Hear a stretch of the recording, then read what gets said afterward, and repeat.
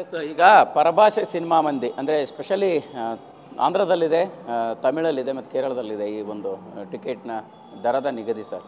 So ಈ ಕರ್ನಾಟಕಕ್ಕೂ apply ಆಗಿದೆ. ಈಗ ಆ ಸಿನಿಮಾ ಮಂದಿ ಅಂದರೆ ಆ ಸಿನಿಮಾದ ತಂಡಗಳು ಮೊದಲು ಕರ್ನಾಟಕದಲ್ಲಿ ರಿಲೀಸ್ ಮಾಡಿ ಒಂದಿಷ್ಟು ಕಲೆಕ್ಷನ್ನಲ್ಲಿ ಹೆಚ್ಚು ಹಣ ಪಡೆಯುವಂಥ ಪ್ರಯತ್ನಗಳನ್ನು ಮಾಡ್ತಾಯಿತ್ತು. ಈಗ ಪರಭಾಷೆ ಸಿನಿಮಾಗಳಿಗೂ ಕೂಡ ಇದು ಕಡಿವಾಣ ಹಾಕಿದಂತಾಗುತ್ತೆ. ಸೊ ಇದು ಕನ್ನಡ ಸಿನಿಮಾಗಳಿಗೆ ಹೆಂಗೆ ಬೆನಿಫಿಟ್ ಆಗ್ಬೋದು ಅಂತ ಅಲ್ವಾ ಸರ್? ಕನ್ನಡ ಸಿನಿಮಾಗಳಿಗೂ ಬೆನಿಫಿಟ್ ಆಗುತ್ತೆ, ಬೇರೆ ಲ್ಯಾಂಗ್ವೇಜ್ ಫಿಲಮ್ಗಳಿಗೂ ಬೆನಿಫಿಟ್ ಆಗುತ್ತೆ.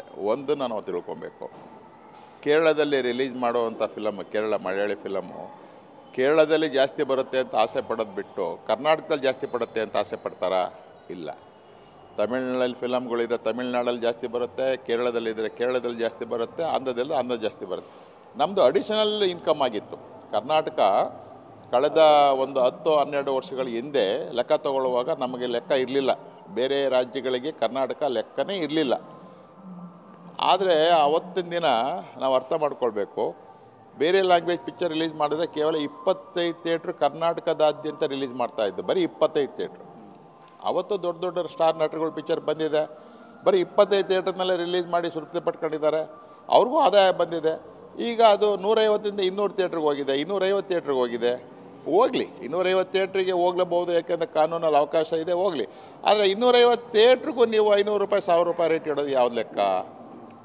ರೇಟ್ ಜಾಸ್ತಿ ಮಾಡೋದು ಯಾವ ಲೆಕ್ಕ? ಓಕೆ, ಇಲ್ಲಿ ಏನಾಗುತ್ತೆ, ನಾನು ಎಕ್ಸಿಬಿಟ್ರಾಗಿ ನಾನು ಹೇಳಬೇಕು ಅಂದರೆ, ಒಂದು ಮನೆಯಲ್ಲಿ ಒಬ್ಬ ಫಿಲಮ್ ನೋಡಬೇಕು ಅಂದರೆ ಮನೆ ಫ್ಯಾಮಿಲಿ ಬರಬೇಕು ಅನ್ನೋ ಆಸೆ ಪಡ್ತಾರೆ ಸಹಜವಾಗಿ. ಅವನಿಗೆ ಕೈಗೆ ಎಟ್ಕೋಕೆ ಆಗಲಿಲ್ಲ ಅಂದರೆ ಅವನೊಬ್ಬ ಬಂದು ಹೋಗ್ತಾನೆ. ಬಂದೋಗಿ ಏನು ಹೇಳ್ತಾನೆ ಆತ? ಪಿಕ್ಚರ್ ಚೆನ್ನಾಗಿಲ್ಲ ಅಂದರೆ ಚೆನ್ನಾಗಿಲ್ಲ ಅಂತಾನೆ, ಚೆನ್ನಾಗಿದೆ. ಅಕಸ್ಮಾತ್ ಪರವಾಗಿಲ್ಲ ಅಂದ್ರೂ ಅವನು ಯೋಚನೆ ಮಾಡ್ತಾನೆ, ನಾನು ಮತ್ತೆ ಎಲ್ಲರಿಗೂ ಇಷ್ಟು ದುಡ್ಡು ಕೊಡಬೇಕಲ್ಲ ಅಂತ ಯೋಚನೆ ಮಾಡಿ ಅವನು ಬರೋದೇ ಇಲ್ಲ. ಇಲ್ಲಿ ನಾವೆಲ್ಲರೂ ಗಮನಿಸಬೇಕಾಗತ್ತೆ, ಸ್ಟಾರ್ ನಟಗಳು ಪಿಕ್ಚರ್ ರಿಲೀಸ್ ಆಗಿದೆ ಸರ್, ಹೆವಿ ಬಡ್ಜೆಟ್ ಪಿಕ್ಚರ್ಗಳು ರಿಲೀಸ್ ಆಗಿದೆ ಸರ್, ಇಲ್ಲ ಅಂತ ನಾನು ಹೇಳಲ್ಲ. ಫ್ಯಾನ್ ಶೋ ಅಂತೇಳಿ ನಾವು ರೇಟ್ ಜಾಸ್ತಿ ಇಟ್ಟಿದ್ದೀವಿ. ಸೊ ನಾನು ಇವತ್ತು ಎಲ್ಲರಿಗೂ ಒಂದು ಪ್ರಶ್ನೆ ಹಾಕ್ತೀನಿ, ನೀವು ಫ್ಯಾನ್ ಶೋ ಇಟ್ಟಿದ್ದೀರಲ್ಲ ರೇಟು, ಆ ಫ್ಯಾನ್ ಶೋ ರೇಟ್ನ ಒಂದು ವಾರ ಇಡಿ ಸರ್, ಒಂದು ವಾರ ಇಡಿ. ಒಂದಿನ 1 ಶೋ 2 ಶೋ ಇಡಬೇಡಿ, ಒಂದು ವಾರ ಇಡಿ. ಒಂದು ವಾರ ಇಟ್ಟರೆ ಒಂದು ವಾರನೂ ಆ ರೇಟ್ನಲ್ಲಿ ಫುಲ್ ಆಗುತ್ತೆ ಅನ್ನೋದಾದರೆ ನಾವು ಸರ್ಕಾರಕ್ಕೆ ಮನವಿ ಸಲ್ಲಿಸೋಣ. ನೀವು ಯಾವುದೋ 1 ಶೋ 2 ಶೋನಲ್ಲಿ ಫುಲ್ ಆಗಿದ್ದ ಲೆಕ್ಕ ಇಟ್ಕೊಂಡು ಜನ ಟಿಕೆಟ್ ಕಾಸು ಕೊಡ್ತಾರೆ, ನಾವ್ಯಾಕೆ ಅಂತಂದರೆ ಅಲ್ಲಿಗೆ 1 ಶೋನಲ್ಲಿ ನಾವು ಫ್ಯಾನ್ಸ್ ಅಂತೇಳಿ ಒಬ್ಬ ಫ್ಯಾನ್ಸ್, ಈಗ ಫ್ಯಾನ್ಸ್ ಸರ್ ಫ್ಯಾನ್ ಶೋ ಅಂತ ಇಡ್ತೀವಿ, ಫ್ಯಾನ್ಸ್ಗೆ ನಾವೇನು ಗೌರವ ಕೊಡ್ಬೇಕು ಸರ್? ಈಗ ಫ್ಯಾನ್ಸ್ ಅಂದಮೇಲೆ ಭಾಳಷ್ಟು ಜನ ಸ್ಟಾರ್ ನಟರುಗಳು ಆ ಫ್ಯಾನ್ಸ್ಗಳಿಗೆ ಫ್ರೀಯಾಗೇ ತೋರಿಸ್ಬೇಕು. ಅವ್ರಿಗೆ ಯಾಕೆ ಸರ್ 600 ರೂಪಾಯಿ 1000 ರೂಪಾಯಿ ಇಟ್ಟು ಫ್ಯಾನ್ ಶೋ ಅಂತ ಮಾಡಬೇಕು? ಅವ್ರು ಯಾಕೆ ಸರ್ ನಮ್ಗೆ ಕೊಡಬೇಕು? ಇನ್ನೊಂದು ಮುಖ್ಯವಾದ ಪ್ರಶ್ನೆ ಸರ್, ನಾನು ಹೆಸರು ಹೇಳೋದಿಲ್ಲ, ದೊಡ್ಡ ಪಿಕ್ಚರು ಅಂತ ಹೇಳ್ತಾರೆ ಸರ್, ದೊಡ್ಡ ಪಿಕ್ಚರ್ ಇದೆ ನಮಗೆ ಲಾಸ್ ಆಗಿಬಿಡುತ್ತೆ, ಅದಕ್ಕೆ ರೇಟ್ ಆಫ್ ಅಡ್ಮಿಷನ್ ಇಡ್ತೀವಿ. ಆಯಿತು ಸರ್, ಇಟ್ರಿ. ಒಂದು ವಾರ ಆದಮೇಲೆ ನೀವೇ ಹೇಳ್ತೀರ ಸರ್ ಮಾಧ್ಯಮಕ್ಕೆ, ನನಗೆ 50 ಕೋಟಿ ಬಂತು 100 ಕೋಟಿ ಬಂತು, 2ನೇ ವಾರದಿಂದ ಅದನ್ನು 50% ರೇಟ್ ಇಡ್ತೀರಾ ಸರ್? ನಿಮಗೆ ಬೇಕಾಗಿರೋ ದುಡ್ಡು ಬಂದ್ಬಿಡ್ತಲ್ಲ ಸರ್, ಬಂದ್ಬಿಟ್ಟ ಮೇಲೆ ನೀವು ಹಂಗಾರೆ 10 ರೂಪಾಯಿ ಕೊಡ್ತೀರಾ? 10 ರೂಪಾಯಿಗಾರ ಮಿಗ್ದಾರ್ ತೋರಿಸ್ಬೇಕಲ್ಲ? ಇಲ್ಲ, ಅವತ್ತು ಅದೇ ರೇಟ್ ಇರುತ್ತೆ. ಯಾವ ನ್ಯಾಯ ಇದು?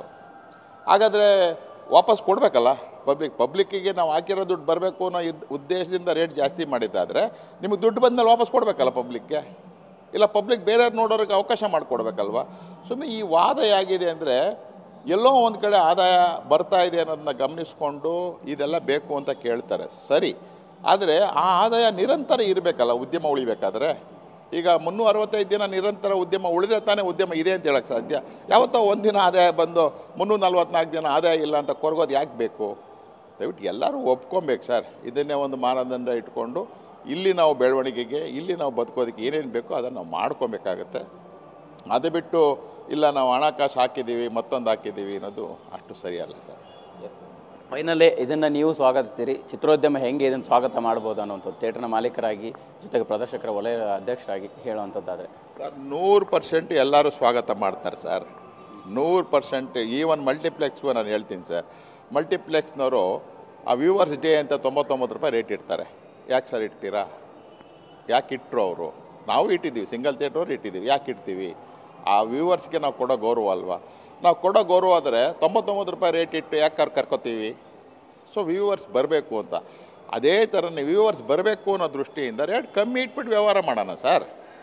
ಆದರೆ ಇಲ್ಲಿ ಇನ್ನೊಂದು ಇಂಪಾರ್ಟೆಂಟ್ ಮುಖ್ಯ ಇದೆ, ರೇಟ್ ಕಮ್ಮಿ ಮಾಡಿದ್ದು ಸರಿ, ಆದರೆ ಆ ರೇಟ್ ಕಮ್ಮಿ ಮಾಡಿದ್ದನ್ನು ಸರಿಯಾದ ರೀತಿ ಬಳಸ್ಕೊಬೇಕಾದ್ರೆ ನಿರ್ಮಾಪಕರು ಒಳ್ಳೆಯ ಕಥೆಯನ್ನು ಆಧರಿಸಿದ ಚಿತ್ರಗಳನ್ನು ಮಾಡಬೇಕಾಗತ್ತೆ, ಅದು ಭಾಳ ಮುಖ್ಯ ಆಗುತ್ತೆ. ಕತೆ ಆಧಾರಿತ ಚಿತ್ರಗಳು ಜನ ನೋಡೋಕ್ಕಾಗುವಂಥ ಚಿತ್ರಗಳನ್ನು ಮಾಡದೇ ಇದ್ದರೆ ನೀವು ರೇಟ್ ಜಾಸ್ತಿ ಮಾಡಿದ್ರೂ ಒಂದೇ, ರೇಟ್ ಜಾಸ್ತಿ ಮಾಡದಿದ್ರೂ ಒಂದೇ. ಸೊ ಅದರಿಂದ ಎಲ್ಲರ ಜವಾಬ್ದಾರಿ ಇದೆ. ಇದು ಕೇವಲ ನಾವು ಬರೀ ಆರ್ಡ್ರ್ ತೊಗೊಂಬಂದು ಅಂತಲ್ಲ, ನಿರ್ಮಾಪಕರು ಜವಾಬ್ದಾರಿ ಇದೆ, ಪ್ರದರ್ಶಕರಿಗೂ ಜವಾಬ್ದಾರಿ ಇದೆ. ಪ್ರದರ್ಶಕರು ಹೆಚ್ಚು ಜನ ಬರೋದಕ್ಕೆ ಅವಕಾಶ ಮಾಡಿಕೊಡ್ಬೇಕು, ಚಿತ್ರಮಂದಿರಗಳನ್ನು ಸರಿಯಾದ ರೀತಿಯಲ್ಲಿ ಪ್ರೇಕ್ಷಕರು ಆಕರ್ಷಣೆ ಮಾಡೋ ರೀತಿ ಮಾಡಬೇಕಾಗತ್ತೆ. ಎಲ್ಲರ ಜವಾಬ್ದಾರಿ ಇದೆ. ಒಟ್ಟಾರೆ ಸೇರಿ ಸ್ವಾಗತ ಮಾಡೋಣ. ಈ ಅಂಕುಡೊಂಕುಗಳನ್ನು ಇಟ್ಕೊಂಡು ನಾವು ಚಿತ್ರರಂಗ ಬೆಳವಣಿಗೆಗೆ ನಾವು ಯಾವುದು ತೊಂದರೆ ಮಾಡಬಾರ್ದು, ಬೆಳವಣಿಗೆಗೆ ನಾವು ಸ್ಪಂದಿಸಬೇಕು ಅಂತ ಹೇಳ್ತೀನಿ sir. Thank you sir. Yes, ಇದಿಷ್ಟು ಕೆ ವಿ ಚಂದ್ರಶೇಖರ್ ಅವರ ಮಾತಾಗಿರ್ತಕ್ಕಂಥದ್ದು. ಅಂದರೆ ಈಗ ಸರ್ಕಾರ ನಿಗದಿ ಮಾಡಿರ್ತಕ್ಕಂಥ ಆದೇಶ ಏನಿದೆಯೋ 200 ರೂಪಾಯಿ ಟಿಕೆಟ್ ಥರನ ಅದನ್ನು ಸ್ವಾಗತ ಮಾಡ್ತೀವಿ. ಸೊ ಇದು ಚಿತ್ರೋದ್ಯಮದ ಬೆಳವಣಿಗೆಗಳಿಗೆ ಸಹಾಯಕಾರಿ ಆಗುತ್ತೆ ಅನ್ನೋಂಥ ನಿಟ್ಟಿನಲ್ಲಿ TV9 ಜೊತೆ ಮಾತನಾಡಿರ್ತಕ್ಕಂಥದ್ದು. ಕ್ಯಾಮ್ರಾ ಪರ್ಸನ್ ಮಹೇಂದ್ರ ಜೊತೆ ಮಾಲ್ತೇಶ್ ಚೆಕಿನ್, TV9 ಬೆಂಗಳೂರು.